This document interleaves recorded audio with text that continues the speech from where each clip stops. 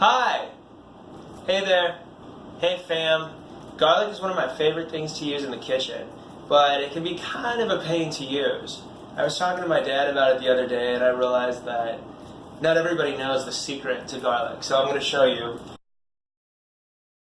I'm just going to break a few of the cloves off, and as you see, some of the skin falls away, so we'll just kind of clean that out. And I'll take a nice big clove here, and what I'm going to do is take my knife, and with the heel of the knife right here, put it right against the clove, and push down with my palm. You need a little bit of force, but it's overall not a very hard motion, and what this does is kind of cracks the skin open. Now, I'll slice on this end, and on this end, and now check this out. The garlic is just going to roll out of the peel. This is actually kind of a bad piece here, so we'll just cut that off. Right, so now we have a fully released clove.